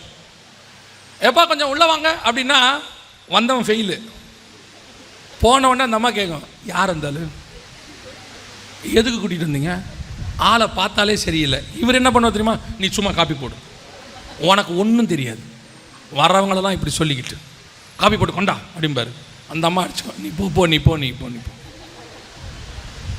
அப்புறமா ஒரு 6 மாதம் கழிச்சு இப்படி உட்காந்துருப்பாரு. இந்த அம்மா கேட்கும், என்னாச்சு? அன்னைக்கு ஒருத்தர் வந்தார் இல்லைம்மா. ஆமாம், அவர் நல்லவர் இல்லை போலம்மா. ஏன்? ஒரு கீபோர்டு வாங்கி தரேன் 40,000 வாங்கிட்டு போனார்மா. போனவர் தான், கீயும் காணும் போர்டும் காணும். ஃபோன் அடித்தா சுவிட்ச் ஆஃப்னு வருது. அந்த அம்மா சொல்லும், நான் தான் உனக்கு அன்றைக்கே சொன்னேனே. அந்த ஆளை எப்படி இந்த அம்மா கண்டுபிடிச்சிச்சு? பார்த்த உடனே ஒரே செகண்டு தான். அந்த அம்மா வந்துட்டு இந்த சிசிடிவியில் பார்க்குற மாதிரிலாம் பார்க்காது, உன்னிப்பாலாம் இப்படி எட்டி பார்க்கும். 90% அந்த அம்மா சொல்கிறது கரெக்டாக இருக்கும். நான் அப்புறம் கண்டுபிடிச்சேன் எப்படி அவங்க கண்டுபிடிக்கிறாங்கன்னு. அந்த அம்மா ஏதெனில் ஒரு தடவை ஏமாந்துருச்சு. அதுக்கப்புறம் எது வந்தாலும் அந்த அம்மா இது எந்த விரியன் பாம்பாக இருக்குமோ அப்படியே தான் பார்க்கணும், யாரையும் நம்பாது. எதுக்கு சொல்கிறேன்? பல நேரங்களில் நாம் ஏமாற்றப்படுகிறோம், நம்புகிறாங்க. நான் நிறைய ஊழியக்காரங்கிட்ட பேசுவேன், நானே ஏமாந்துருக்கேன், அதை விடுங்க, அது வேறு கதை. நிறைய ஒருத்தர் எனக்கு ஃபோன் பண்ணார் சேலத்துலேருந்து. அண்ணே இங்கே முன்ன பின்ன தெரியாது, அப்போ தான் ஃபோன் பண்ணுறாரு. அண்ணே இந்த மாதிரி உங்கள் ஊழியத்தில் நான் கேள்விப்பட்டேன் அண்ணே, இப்போ நாங்கள் ஒரு சர்ச் ரிஜிஸ்ட்ரேஷன் பண்ணுறோம், ரொம்ப அர்ஜென்ட்டுண்ணே, ஒரு 50,000 ரூபா இருந்தால் எங்களுக்கு ரன்னாக இருக்குண்ணே அப்படின்னாரு. உண்மையிலே எங்கிட்ட இன்றைக்கி காசு இல்லை, உண்மையிலே சுத்தமாக காசு இல்லை. நான் சொன்னேன், இல்லை பாஸ்டர் எங்கிட்ட ஒன்றுமே இல்லை. ஒரு சரிப்பா என்னன்னு வச்சுட்டார். ஒரு 15 நிமிஷம் கழிச்சு, அண்ணே 50,000 இல்லாட்டி பரவாயில்ல, ஒரு 25,000 கொடுங்க, 25,000 அட்ஜஸ்ட் பண்ணிட்டேன், ரெடி பண்ணிட்டேன்னாரு. எனக்கு ரொம்ப பாரமாயிடுச்சு. ஐயோ சர்ச்சு போயிருமே, இன்னைக்குள்ளே பண்ணணுங்கிறாரு. நானும் பார்த்தேன், இல்லை பாஸ்டர் உண்மையிலே எங்கிட்ட இல்லை. சரி பரவாயில்லண்ணேன்ட்டார். அப்புறம் ஒரு அரை மணி நேரம் 15 நிமிஷம் கழிச்சு, அண்ணே 25,000 இல்லாட்டி பரவாயில்ல, ஒரு 5,000 கொடுங்க, எல்லாம் ரெடி பண்ணிட்டேன். எங்கிட்ட அன்றைக்கி 5,000 இல்லை. நான் சொன்னேன், பாஸ்டர் எங்கிட்ட ஒரு 2,000 3,000 இருக்குது, நான் அதை வேணால் உடனே உங்களுக்கு அனுப்புகிறேன், அக்கௌண்ட் நம்பர் கொடுங்கன்னு போட்டுட்டு இன்னொரு பாஸ்டருக்கு ஃபோன் பண்ணி, ஐயா இந்த மாதிரி ரொம்ப ஒரு கஷ்டத்தில் இருக்கிறார் போல், யாரோ ஒருத்தர் சர்ச்சு போயிருமா, ஒரு 5,000 ரூபா இருந்தாவது கொடுங்க அப்படின்னோடனே அவர், ஏன்னா உங்களுக்கு ஏன்னா இப்படி ஆகி போயிட்டீங்கன்னார். ஏன் 50,000லேருந்து 2,000க்கு வந்துட்டானே, அப்போவே தெரிய வேணாமா அவன் யாருன்னு? ஏன்னா 48,000 ரெடி பண்ணுறவன் அடுத்த 2,000 ரெடி பண்ண மாட்டானா? அப்புறம் தான் யோசிக்கிறேன். அப்புறம் அந்த ஏரியாவில் இருக்கிற இன்னொரு பாஸ்டர் கேட்டேன், அவர் கேட்டார், உங்களையும் ஏமாற்றிட்டானான்னாரு. எதுக்கு சொல்கிறேன்? ஏமாறாத ஊழியக்காரன் கொஞ்சம் பேர் தான்.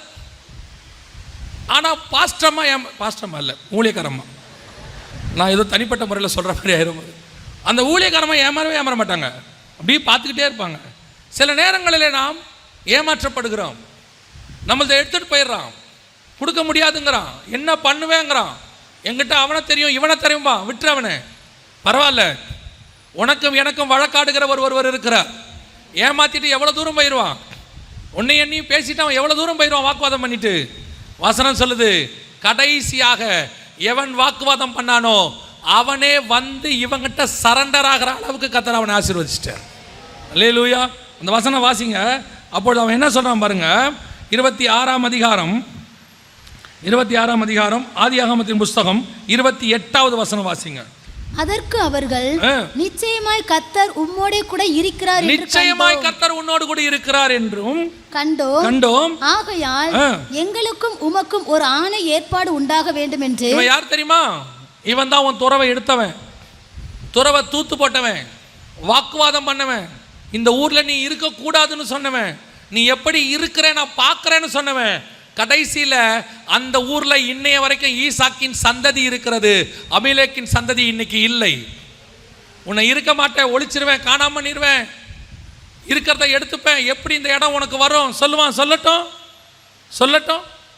கர்த்தர் பார்த்துக்கிட்டே இருப்பார் மேலே உட்காந்துக்கிட்டு. ஏன் அவனை விட்டு வச்சிருக்கிற தெரியுமா?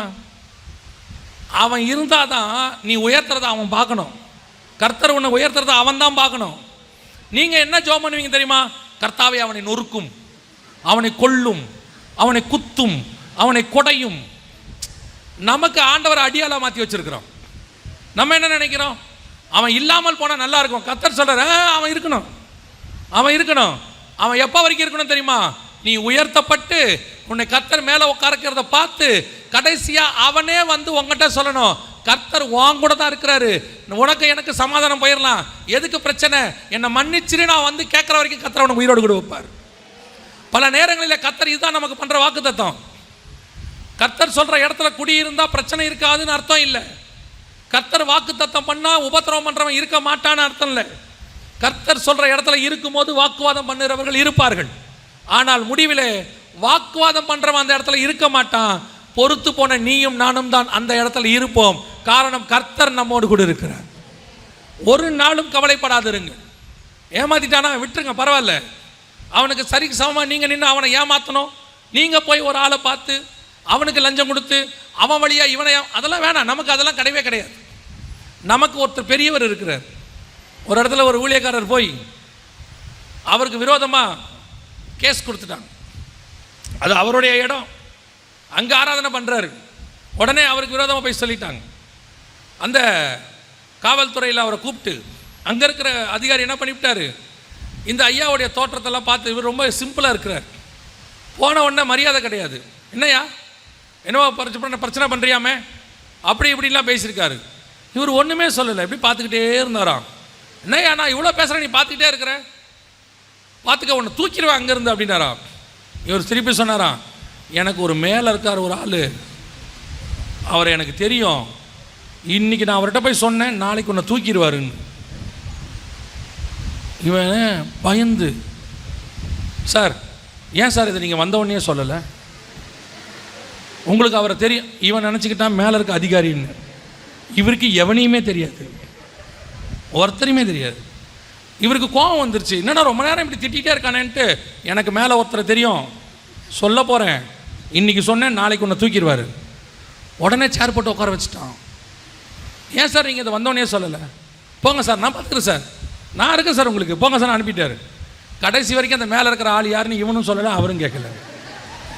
நமக்கு மேலே ஒருத்தர் உட்காந்துருக்கிறாரு, அவர் நமக்கு வழக்காடுறவர். நீ யாருக்கிட்ட வேணா போ, நாங்கள் அவர்கிட்ட தான் போவோம், அவர் எங்களுக்காக யுத்தம் செய்வார். அவர் உன்னை என்னிடத்தில் கொண்டு வரவர் ஒழிய என்னை ஒரு நாளும் உன் கையில் தாழ பணியும்படி விட்டு கொடுக்கவே மாட்டார், கொடுக்கவே மாட்டார். பல நேரத்தில் நம்ம சொந்தக்காரங்க அப்படி தான் நினைக்கிறாங்க. என் நண்பனை பார்த்து சொன்னாங்க, 12வது படிக்கும்போது அவங்க அப்பா இறந்துட்டார். அவன் பிராமண குலத்துலேருந்து ஆண்டவர் ஏற்றுக்கிட்ட உடனே ஒரு சொந்தக்காரன் வந்து சொல்லிட்டு போனார், நாளைக்கு பின்னைக்கு நீ இந்த இயேசுவை ஏற்றுக்கிட்டேன்னு பிச்சை கிச்சை எடுப்பேன், எடுக்கும் போது என் வீட்டு வாசலுக்கு வந்துடாதேன்னார். நான் நிற்கும் போது அந்த வார்த்தையை சொன்னார். ஏன்னா அவங்க தகவலுடைய அடக்காராதனையில் அதை சொன்னார். அவன் பார்த்துக்கிட்டே இருந்தான், ஒன்றும் சொல்லலை. நாள் வந்தது, கர்த்தர் அவனை உயர்த்தினார். 20-25 வருஷம் ஆச்சு, கர்த்தர் உயர்த்தினார். இன்றைக்கி நல்ல பெரிய போஸ்டிங்கில் இருக்கிறான். இன்றைக்கி அவனை கர்த்தர் ஆசீர்வதித்து பெரிய லெவலில் கொண்டாந்துட்டார். 20 வருஷத்துக்கு முன்னாடி எந்த மனுஷன் என் வீட்டு வாசலுக்கு வராதேனாரோ அதே மனுஷன் ஒரு தேவைக்காக இவன் வீட்டு வாசலில் வந்து கடந்த வருஷத்தில் நின்றார். கர்த்தர் செய்ய வல்லமை உள்ளவராக இருக்கிறார். நம்ம ஆண்டவர் பொறுமையாக செய்வார், பொறுத்திருந்து செய்வார். 10 வருஷம் ஆனாலும் செய்வார். இன்றைக்கி கேட்டு நாளைக்கு செய்யணும்னு நினைக்கக்கூடாது. உங்களுக்கு நமக்கு என்ன தெரியுமா, இட்லி அவிக்கிற மாதிரி நம்மெல்லாம் மாவை ஊற்றின உடனே இட்லி வந்துடணும். அது வேகுதான்னு கூட அப்பப்போ கையை விட்டு பார்த்துக்கிட்டே இருப்போம். உங்களுக்கு எப்படி தெரியும்னு கேட்காதீங்க. எனக்கு ஒரு கிருபை இருக்குது, யார் வீட்டில் இட்லி சுட்டாலும் அந்த கை விட்ட இட்லி எனக்கு தான் வரும். நிஜமாக தான். நான் நினச்சிப்பேன் சாம்பார் ஊற்றுறதுக்கு குழி போட்டிருக்காங்க போல் அப்படின்னு சொல்லி. நான் சொன்னதை என் கூட வந்த சகோதரர் நம்பலை, உடன் ஊழியர் ஒருத்தர் இருக்கார், நம்பலை. போன வாரம் ஒரு இடத்துக்கு ஊழியத்துக்கு போயிருந்தோம். இட்லி வச்சாங்க, திருப்பினா ஒரு குழி இருந்துச்சு. பார்த்தீங்களான்னு, ஆமாம் பிரதர் எப்படின்னாங்க. அது கிருபை. நமக்கு வேகறதுக்குள்ளேயே ஒரு கையை விட்டு பார்த்துடணும், வெந்துருச்சா அப்படின்னு. நம்ம ஆண்டவர் வந்து பொறுக்க வேக விட்டு தான் எடுப்பார். நீங்கள் ஒன்றும் பயப்படவே வேணாம். வாக்குத்தத்தம் பண்ணினவர் உண்மை உள்ளவர், ஒரு நாளும் அவர் கை விடவே மாட்டார். அல்லேலூயா. அவர் சொல்லியும் செய்யாதிருப்பாரோ, வசனத்தும் நிறைவேற்றாதிருப்பாரோ.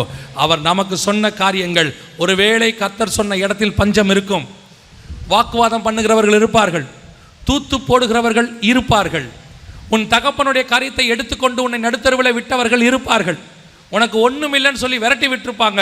அவ்வளவு நடக்கும். ஆனால் அவைகளுக்கு நடுவில் உன் தேவனாகிய கர்த்தர் உன்னை ஆசீர்வதிக்கிறதையும் உன்னை உயர்த்துகிறதையும் நீ 100 மடங்கு பலுகி பெறுகிறதையும் தேசத்தில் நீ விருத்தியாகிறதையும் கர்த்தர் அவர்களுக்கு கண்களுக்கு முன்பாக நிச்சயம் செய்வார். செய்கிற வரைக்கும் உன்னையும் உயிரிட வைப்பார், அவனையும் உயிரிட வைப்பார். அவன் பார்த்து கடைசியாக வந்து உங்கள்கிட்ட சொல்லணும், கர்த்தர் உன்னோடு கூட இருக்கிறார். உன் டிசிஷன் சரி. இன்னைக்கு நீ இருக்கிற நிலைமையை பார்க்காத, பஞ்சத்தை பார்க்காத, இன்னைக்கு இருக்கிறதான போராட்டத்தை பார்க்காதீங்க. ஒருவேளை நீங்கள் அப்படிங்க வந்து உட்காந்துருந்தா இன்னைக்கு கர்த்தர் உங்களுக்கு வாக்கு கொடுக்குறாரு, 100 மடங்கு கர்த்தர் உங்களை ஆசீர்வதிப்பார். கொஞ்சம் பொறுமையோடு காத்திருங்கள். சொன்னவர் செய்யாமல் போகவே மாட்டார். அல்லேலூயா. நாம் ஜெபிக்க போகிறோம். தேவ சமூகத்தில் ஆண்டவரை நோக்கி பார்க்க போகிறோம். எல்லாம் தேவ சமூகத்தில் ஒப்பு கொடுப்போமா? எல்லா கண்களையும் மூடுவோம். நீ என்ன பிரச்சனையோடு இன்றைக்கி வந்திருந்தாலும் சரி, ஆண்டவர் சமூகத்தில் இன்றைக்கி அதை ஒப்பு கொடுங்க. இந்த 26ஆம் அதிகாரத்தை போய் முடிஞ்ச அப்புறமா வாசித்து பாருங்கள். ஈசாக்கு வாக்குவாதம் பண்ண மாட்டான், சண்டை போட மாட்டான், எந்த போராட்டம் பண்ண மாட்டான். கர்த்தர் சொல்கிற அந்த ஒரு இடத்துல மட்டும் அவன் குடியிருப்பான். அவனுக்கு கொடுத்த வேலையை மட்டும் செஞ்சுக்கிட்டே இருப்பான். அவ்வளோதான். அவன் 2 காரியம் தான் செய்வான். ஒன்று கர்த்தர் சொன்ன இடத்துல இருப்பான், இன்னொன்று கர்த்தர் சொன்ன அந்த வேலையை அவன் செஞ்சுக்கிட்டே இருப்பான். ஆனால் ஒன்று நடந்துச்சு, இவனுக்கு விரோதமாக பெரிய கிரியைகள் நடந்துச்சு. அவனை சுற்றி ஒரு பெரிய கூட்டம் வேலை பார்த்துச்சு. அவனை சுற்றி பெரிய ஒரு கூட்டம் அவனை ஒழிச்சு கட்டுறதுக்கான பிளானெல்லாம் பண்ணுச்சு. ஈசாக்கு எந்த பிளானும் பண்ணலை. ஈசாக்கு யாருக்கிட்ட போய் முறையிடவும் செய்யலை. ஈசாக்கு எதை குறித்து கவலைப்படவும் செய்யலை. ஒன்று மட்டும் அவன் பார்த்தான், நான் எனக்கு வாக்குத்தத்தம் பண்ணினவரை நம்புகிறேன். எனக்கு விரோதமாய் சூழ்நிலைகள் மாறி இருந்தாலும் கூட, எனக்கு விரோதமாய் மனுஷர்கள் எழும்பி நின்றாலும் கூட, ஏன் எனக்கு விரோதமாய் எல்லா சட்ட திட்டங்களும் மாறி இருந்தாலும் கூட, உனக்கு விரோதமாக கோர்ட்டில் கூட அவங்க சொல்லட்டும், ஆனால் ஹெவன்லி கோர்ட்டில் நீ தான் ஜெயிக்க போகிற. உனக்கு ஒரு அட்வொகேட் மேலே இருக்கிறாரு, உனக்கு ஒரு ஜட்ஜி மேலே இருக்கிறாரு. அவருக்கு உன் உண்மை தெரியும், உன் உத்தமம் தெரியும், நீ யாருன்னு அவருக்கு தெரியும். நீ வீட்டுக்குள்ளே படுத்து அழுதுகிட்டு இருக்கிறது அவருக்கு தெரியும். நீ யாருக்கும் தெரியலன்னு நினைக்கிறல்ல. எல்லாரும் விட்டுட்டாங்க, கை விட்டுட்டாங்க. கர்த்தர் யாருக்கிட்டேயோ சொல்கிறாரு, நீ போன வீட்டில் உன் வீட்டார், உன் பிறந்த வீட்டார் ஏமாத்தினதை சொல்லி சொல்லி உன்னை குத்தி குத்தி காட்டுறாங்க. நீ படுத்துக்கிட்டு அழுவுற, எனக்கு ஏன் இப்படி நடக்குது? இருந்த இடத்துலையும் சந்தோஷம் இல்லை, போன இடத்துலையும் சந்தோஷம் இல்லைன்னு சொல்கிறல்ல. ஆமாம், உன் துறவை எல்லாரும் தூத்திட்டு போட்டாங்க. அதே வீட்டுக்குள்ளே உன்னை உயர்வா உன்னோட கர்த்தர் இருக்கிறார்னு உன்னை ஏசின வாய்களெல்லாம் சொல்ல வைப்பார் கர்த்தர். அதுக்கு தான் கர்த்தர் உன்னை அங்கேயே வச்சிருக்கிறார். நீ நினைக்கிற நான் போய் சேர்ந்துட்டா நல்லா இருக்கும்னு. ஆண்டவர் சொல்கிறார், இல்லை, நீ இருந்தால் தான் நல்லா இருக்கும். நீ இருந்தால் தான் கர்த்தர் உன்னை சாட்சியாக நிறுத்துவார். உன்னை மாதிரி அநேகருக்கு உன்னை சாட்சியாக நிறுத்துவார். ஒருபோதும் கவலைப்படாது. கர்த்தர் சொன்ன வாக்கு தத்தங்களில் ஒன்றாகிலும் விழுந்து போகிறதில்லை. சொல்லியும் செய்யாதிருப்பாரோ, வசனத்தும் நிறைவேற்றாதிருப்பாரோ. இன்னைக்கு தேவ சமூகத்தில் ஆண்டவர்கிட்ட ஒப்பு கொடுங்க. ஆண்டவரே, விசுவாச அறிக்கை பண்ணுங்க. ஆண்டவரே, நீங்கள் சொன்னதை செய்வீங்கப்பா. நீங்கள் எனக்கு சொன்னதை செய்து முடிப்பீங்க. ஆண்டவரே, எனக்கு சொன்னதை நிறைவேற்றி முடிப்பீங்கப்பா. அது வரைக்கும் நான் காத்திருக்கிறேன், பொறுமையோடே காத்திருக்கிறேன்.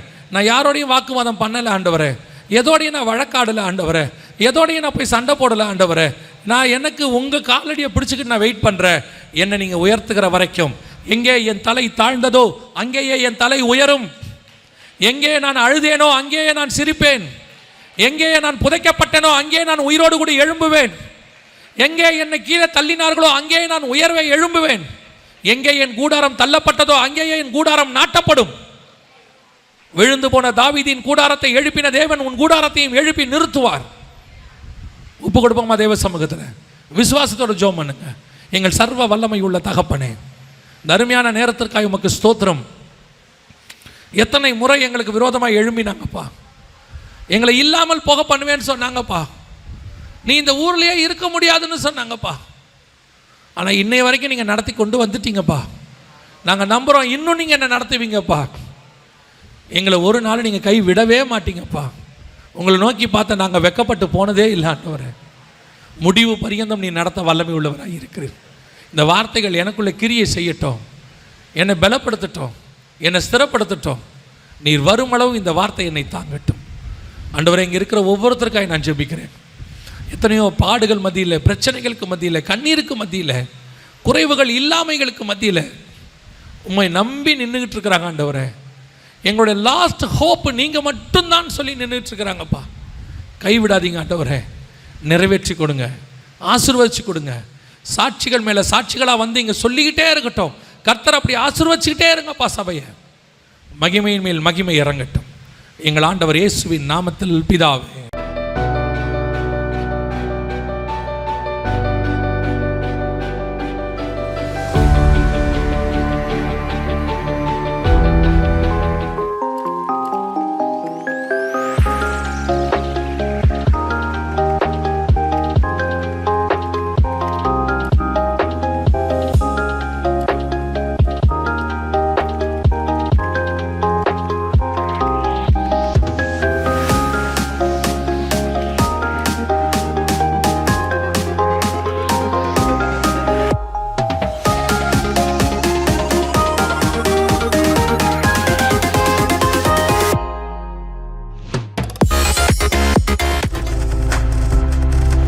நீங்கள் பார்த்து கொண்டிருப்பது உங்கள் ஜாய் டிவி. உங்கள் துக்கம் சந்தோஷமாய் மாறும்.